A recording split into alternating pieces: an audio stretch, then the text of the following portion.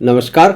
आपका बात 25 में स्वागत है। तो बात 25 में आज हम कोचिंग माफिया की बात कर लेते हैं कि कोचिंग करने की आवश्यकता पड़ती क्यों है।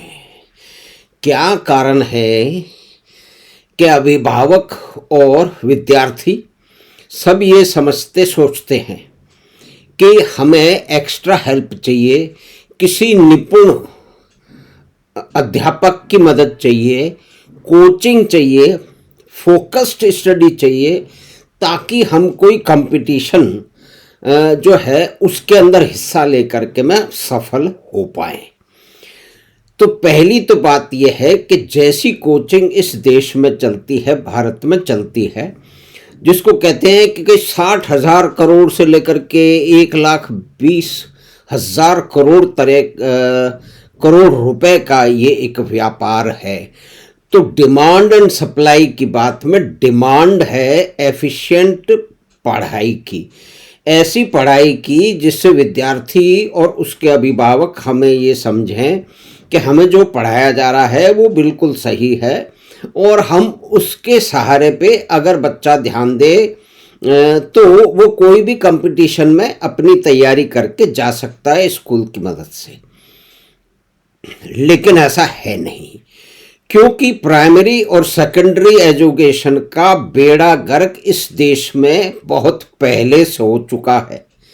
जिस देश में आईआईटी और आईआईएम और इंडियन इंस्टीट्यूट ऑफ साइंस और एचएएल को स्थापित करने की मालाएं कुछ व्यक्तियों और परिवार के गले में अगर डाल दी जाती हैं, तो ये जो सड़ी हुई मालाएं ये किसके गले में पड़ेगी कि हमारे देश की प्राइमरी और सेकेंडरी एजुकेशन और जो आगे हायर एजुकेशन है वो इतनी खराब है। आज की परिस्थिति ये है अमूमन के लोग नौकरी टीचर तो बनना चाहते हैं गवर्नमेंट स्कूल में, लेकिन अपने बच्चों को पढ़ाएंगे प्राइवेट स्कूल में और उसके बाद में फिर ट्यूशन भी करवाएंगे। ट्यूशन नहीं, कोचिंग करवाएंगे। पहले ट्यूशन का था भाई मदद चाहिए, इसको मदद चाहिए, टेम्परेरी जो है वो कुछ समय के लिए चाहिए, एक सब्जेक्ट के लिए चाहिए। लेकिन अब ये जो ऑर्गेनाइज्ड धंधा है, ये ऑर्गेनाइज्ड धंधा कई तरह के घालमेल के साथ में है, कई तरह की इसमें गड़बड़ियां और इसमें खुराफातें शामिल हैं। उसमें यह है कि एक जगह से कोई बच्चा पास हो गया, किसी परीक्षा में निकल गया, वो आईआईटी में चला गया, आईआईएम में चला गया, या कि आईएएस आईपीएस बन गया। ये कोई तो ऐसे एग्जाम्पल हैं कि व्यक्ति खुद अपनी ही मेहनत से इन परीक्षाओं में पास होकर के उच्च श्रेणी में आ गया, लेकिन लोग लाखों रुपए लेकर के आ गए कि आप ये कह दीजिए कि आप हमारे इंस्टीट्यूट में पढ़े हैं। और कई बार तो यही हुआ है कि एक ही परीक्षा के अंदर एक ही व्यक्ति को विभिन्न संस्थानों ने ऐसा प्रेजेंट कर दिया, उनके फोटो छाप दी। तो पिछले दिनों एक महत्वपूर्ण टेलीविजन एंकर ने इसके बारे में कुछ टिप्पणी की कि इसमें जो भी एक घालमेल चल रही है, जो भी गड़बड़ झाला चल रहा है, उसके ऊपर ध्यान दिया जाए, नियम कायदे कानून बनाए जाएं। अब नियम कायदे कानून क्या बनाए जाएंगे जब पूरी तरह से ये तो एक लॉन्ग टर्म स्ट्रेटजी होगी ना कि लाखों तो स्कूल हैं, हजारों स्कूल हैं, कॉलेज हैं, अब उसमें लाखों टीचर चाहिए, तो वो कहाँ से आएंगे। यानी कि जो मुख्य समस्या ये है कि विद्यार्थी और उनके अभिभावक जो शिक्षा दी जा रही है, जिस तरह की शिक्षा दी जा रही है, जो पढ़ाई कराई जा रही है, उससे संतुष्ट नहीं है। और इवन जो है वो प्राइवेट स्कूल में भी नहीं है, क्योंकि प्रतिस्पर्धा का लेवल बहुत अधिक बढ़ गया है। और इस देश में एक बीमारी ये भी है कि लगातार हर तरह से विभिन्न स्तरों पे ये बोला जाता है कि आपको सरकारी नौकरी में जाना है, जबकि मुख्य आंकड़े तो ऐसे हैं कि देश में करीब 64 करोड़ से अधिक जीविका की संभावनाएं हैं। मतलब इतनी जीविकाएं हैं करीब करीब, ये अंदाजा है आरबीआई और एसबीआई के डेटा के अनुसार। और उसमें सरकारी नौकरियां, जो एक्टिव सरकारी नौकरियां, वो 2 करोड़ के आसपास हैं। तो इसका मतलब ये हुआ कि 60 करोड़ से ऊपर लोग तो स्वयं अपना जो है वो व्यापार कर रहे हैं, अपना व्यवसाय कर रहे हैं। वो खोमचा लगा देने से लेकर के अडानी साहब तक के जगह में वो सारी की सारी जो है ना, वो इतना बड़ा वो एक स्पेक्ट्रम है। उसके अंदर फिर हर तरह के, पता नहीं, आप देख लीजिए कि कोई 1000 ग्रेड होंगे, लेकिन यहाँ सबसे अधिक जो लाखों लोग हैं वो कुछ हजार आईआईटी की सीट के लिए, कुछ मतलब वो तो फिर 1000 के आसपास आईएएस और आईपीएस इनकी सीटों के लिए मरे जा रहे हैं। और हमारे देश में ये बता दिया गया है कि अगर कोई आदमी जो है वो कंपटीशन की तैयारी करने का भी एक जो है वो शौक है। बहुत सारे लोग तो सचमुच कंपटीशन की तैयारी करते हैं, कुछ लोग छद्म तैयारी करते हैं। उसमें कुछ बच्चे भी हैं और उनके अभिभावक भी हैं कि बच्चा क्या कर रहा है, बच्चा सब कंपटीशन की तैयारी कर रहा है।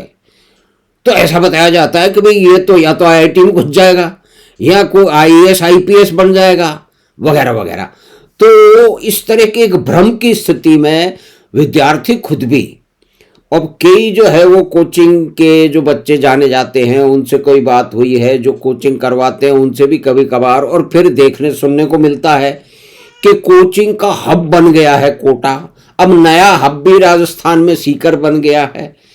तो निश्चय कोचिंग वहाँ होती होगी, लेकिन कोचिंग के साथ ही जुड़ा हुआ है पेपर लीक होने का एक जो गोरख धंधा। तो ये जो गोरख धंधे हैं, तो इसमें पहले तो डिमांड एंड सप्लाई की बात है, तो इसमें कोई सुधार हो कैसे? भाई जो इतना बड़ा सरकारी तंत्र है स्कूलों का, वो सिर्फ जो है वो क्या, उसको जो अपेक्षित पढ़ाई करनी है वो कराई जा रही है। अरे जब सिलेबस ही चेंज नहीं हो रहे टाइम के साथ में, तो जो है ना आगे की बात की का जाए, क्योंकि यहाँ बात 10 या 12 या 20 संस्थानों की, 20-25 आईआईटी की या आईआईएम की नहीं हो रही है, बल्कि लाखों की हो रही है। तो ये समस्या कितनी बड़ी है, तो इसको सुधार करने में कितना समय लगेगा? अगर सचमुच में कोई इसमें गहराई से बातचीत, इसका कोई प्रयास हो तब, लेकिन प्रयास हो कैसे? भाई जयपुर में तो कोचिंग हब खुल गया है। भाई कोचिंग का क्या है कि कोचिंग अलग अलग जगह होती है, उस क्षेत्र के लोग जाते हैं। अब सारे लगा करके बड़ी सारी बिल्डिंग बना दी गई है।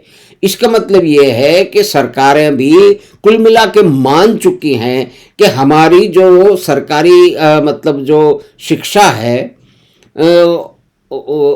उसका कोई लेना देना नहीं है। बच्चे को कोचिंग तो करनी ही पड़ेगी, मतलब ये निश्चित है। ये करीब करीब जो कोचिंग हब वगैरह बना करके, अब कोचिंग हब बनाया है, वो कोचिंग हब चला नहीं है, क्योंकि कंपटीटर अपने पास एक जगह पे क्यों रहेंगे? कंपटीटर तो अलग अलग जगह रहते हैं। तो ये जो एक शहर के अलग अलग हिस्सों के लोग हैं, वहाँ उनको आसानी होती है। तो ये टोटल कॉन्सेप्ट ही है। तो आप देखिए, लेकिन कॉन्सेप्ट को सरकार को बेच दिया गया। सरकार ने बड़ा सारा भवन बना दिया। अब इतना बड़ा प्रोजेक्ट बनाने में क्या क्या होता है वो देखिए, उसकी गहराई में तो हम जाएंगे नहीं। तो कुल मिला के समस्या बड़ी गंभीर है और इसके समाधान कोई आसान नहीं है, लेकिन शुरुआत भी नहीं हो रही कि तो पहले तो ये बात है कि धीरे धीरे करके ये जब से चलता चला जा रहा है, इसको एक उद्योग के रूप में मान लिया गया है कि भाई ओहो राजस्थान में कोटा ने एक नया आयाम प्राप्त किया है। भारत भर से लोग और बाहर से भी कोचिंग करने के लिए आ रहे हैं, लेकिन असली समस्या उसकी तरफ कोई गहराई से अभी तक ध्यान भी नहीं दिया गया है। अगर ध्यान भी दिया जाए तो फिर भी बहुत सारा समय लगेगा। और एक और बात है कि कम से कम ये बात तो सामने आनी चाहिए कि आपको सिर्फ कॉम्पिटिटिव एग्जाम की तैयारी करने में ही अपना समय नहीं खपाना है। पहले तो खुद अपना असेसमेंट कर लो, आप अपनी रुचि देख लो, आप अपनी तैयारी देख लो, और फिर कोई टेस्ट भी हो जाए। फिर जो सरकार के तंत्र है, जैसे ई शिक्षा, ई विद्या वगैरह, इनके बारे में कुछ सुनते हैं, तो वो इतने अच्छे लेक्चर वहाँ डाल दें कि एक गोरख धंधा किसी न किसी रूप में कोचिंग चलेगी, और वो शायद चलनी भी चाहिए। लेकिन जिस तरह का ऑर्गेनाइज्ड जो है वो गोरख धंधा है कि लड़का तो अपनी मतलब लड़का और लड़की तो अपनी मेहनत से किसी जो परीक्षा में पास हो गया या कंपटीशन में एग्जाम के अंदर आईएएस बन गया, आईपीएस बन गया, आईआईटी में घुस गया, लेकिन उसके फोटो छप रहे हैं 10 जगह। कौन छाप रहे हैं? वही इस गोरख धंधे के जो गिरोह हैं, जो इसके डॉन लोग हैं, वो छाप रहे हैं। अब उन डॉन लोगों का नाम लेने का तो कोई मतलब है नहीं। और इसमें और भी कई तरह के धंधे शुरू होते हैं। यानी कि आपको मालूम है कि आपके यहाँ से कितने लोग फला फला परीक्षा में निकलेंगे या संभावना है, तो ये 3 ग्रेडिंग कर लेते हैं। पहले तो वो ब्रिलियंट स्टूडेंट है जो पहले से तैयार है, उनको थोड़ा सा सहयोग मिल जाए तो वो आगे चले जाएंगे। वो क्या करेंगे कि वो उस जो ब्रांड है ना, जो कि कोचिंग संस्थान है, उसके अंदर 4 चांद लगाएंगे। उनका काम 4 चांद लगाने वालों का एक क्लास अलग चलता है। फिर संभावित 4 चांद शायद लगा दे, वो दूसरा चलता है। तो एक में तो 10-20 होंगे, 30 होंगे, दूसरे में कम से कम हो सकता है 100 हो, और तीसरे में जिसके अंदर बहुत सारे होंगे उनका तो चांस ही बहुत कम है, लेकिन पैसा तो वहीं से आएगा। तो कैश काऊ कौन है? कैश काऊ तीसरे श्रेणी के छात्र हैं जो कि इसके अंदर अपनी झोंक के कारण या परिवार के प्रेशर के कारण या कि पीयर प्रेशर के कारण उसमें घुस गए हैं कि उनको ट्राई तो करना चाहिए। अब ट्राई करने से पहले कि भाई 100 मीटर की मैं रेस जो है मैं दौड़ सकता हूँ कि नहीं दौड़ सकता हूँ, उसकी प्रैक्टिस कर ली क्या, उसके टेस्ट कर लिए क्या, उसके उस्ताद लोगों से बात कर ली क्या, अपना स्वयं का असेसमेंट कर लिया क्या। भाई विद्यार्थी ने कर लिया, उसके घर वालों ने कर दिया, और देखा कि भाई अब दुनिया भर के ऑप्शन हैं। वो व्यक्ति अपना छोटा व्यापार भी कर सकता है। अब कुछ दिनों पहले मैं एक सुबह सुबह की फ्लाइट पकड़ने के लिए एक टैक्सी में बैठा, तो जो लड़का था मुझे कुछ पढ़ा लिखा लगा, तो मैंने उससे पूछा कि भाई तुम क्या काम करते हो, नहीं तुम्हारी एजुकेशन क्या है? तो उसने कहा सर मैं मैकेनिकल इंजीनियर हूँ। मैंने कहा क्यों, कहाँ से हो? तो उसने संस्था का नाम बताया। ठीक है। मैंने कहा भाई कितनी गाड़ियाँ चल रही हैं? तो उसने कहा सर 25 गाड़ियाँ चल रही हैं। मैंने कहा इसको चलाते कौन है? कहते हैं मेरे परिवार के लोग चलाते हैं, कुछ मेरे दोस्त, कुछ गांव के लोग हैं उनको चलाते हैं। और मैंने कहा इसमें क्या कि 25 में साहब 30-35 को मैं करीब करीब फुल और पार्शियल काम दे रहा हूँ। मैंने कहा आगे क्या योजना है? कि आगे मैं बड़ी जो है ना लग्जरी गाड़ी लेने वाला हूँ, उसका मैनेजमेंट मैं बनता हूँ। मैंने कहा तुम गाड़ी भी चलाते हो? कहते हो सर एक दिन में या 5-6 दिन में एक बार मैं गाड़ी चलाता हूँ। तो 25 गाड़ियाँ चलाने वाले का ये सब उसने 4-5 साल में किया है। तो ये भी तो संभावना है। कुछ लोग जो है वो बड़ी अच्छे तरीके से, सस्ते तरीके से, मतलब सब्जी बेचने वाले लाखों रुपए की कमाई कर रहे हैं। और हमारे यहाँ जो है ना ये क्या कहते हैं, चाय बनाने वाला तो एक नया चल पड़ा है। तो ये भी तो चल रहा है ना। बहुत सारे अमेरिका में जाकर के IIT और IIM के लोग जो हैं, हस्बैंड वाइफ की टीम है, वो अपनी ब्रांडिंग करके चाय के चला रहे। खैर वो एक अलग नीश सेगमेंट है, उसकी बात हम नहीं करते। तो आमतौर पे स्वयं व्यापार से या कि मार्केटिंग से ये कितने सारे ऑप्शन हैं, लेकिन ये ऑप्शन हमारे सामने नहीं आते। हमें ये बता दिया जाता है या कि छात्रों को बता दिया जाता है, हम तो चक्कर में पड़े नहीं, बहुत सारे लोग नहीं पड़े हैं, कि भाई जब तक आप सरकारी नौकरी में नहीं घुस जाओगे आपका जीवन नरक है, आप किसी काम के नहीं हो। तो बंदा 5 या 6 साल बंदा वो बंदी उसमें लगा देता है, ये जानते हुए कि वो इसके लिए वो पूरी तरह से तैयार नहीं है।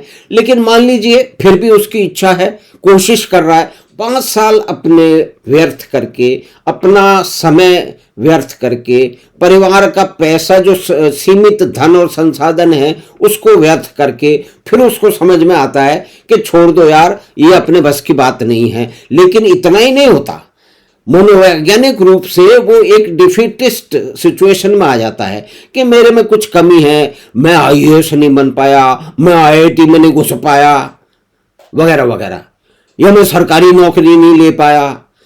यानी कि ये समस्या जो है, ये समस्या के कारण तो ये है कि सही तरह की एजुकेशन, प्राइमरी और सेकेंडरी एजुकेशन है नहीं।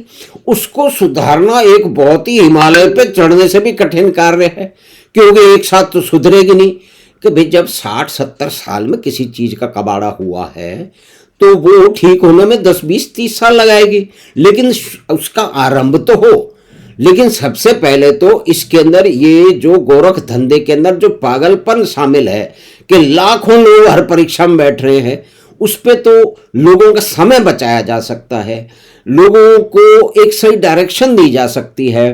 तो उसमें निश्चय ही सरकार को भी काम करने पड़ेंगे, समाज सेवी संस्थाओं को भी काम करने पड़ेंगे, ताकि ये कुछ कुछ बैलेंस तैयार हो और ये पागलपन है वो उसमें कमी आए, और ये गोरख धंधा है ये इसकी जो पड़ताल हो, और इसमें जो बिल्कुल ही जो गड़बड़ी के लोग हैं, जो कि बहुत सारे एक तरह से देखिए कि साइकोलॉजिकल वो क्राइम कर रहे हैं नौजवानों के साथ में, वो नौजवान भी अपनी गलतियों से या अपने परिवार के प्रेशर से किए जा रहे हैं, या कि समझ लीजिए कि माहौल या वातावरण ही ऐसा है कि हमको कोचिंग करनी है, क्योंकि इसके अलावा तो इसका मतलब आपने प्रयास नहीं किया। प्रयास करना अच्छी बात है, लेकिन प्रयास वहीं हो जहां सफलता की संभावनाएं अधिकतम हो। अब ये असेसमेंट कैसे होगा, कौन करेगा, किस परिस्थिति में होगा, कम से कम इसकी बात की शुरुआत तो होनी चाहिए। तो हमें आशा है कि ये बातचीत आपको पसंद आई होगी। तो आप चैनल बात 25 को सब्सक्राइब करें, लिंक अपने मित्रों और परिवार के साथ साझा करें। हम आपसे फिर मिलेंगे बात 25 की अगली बात में। धन्यवाद, नमस्कार।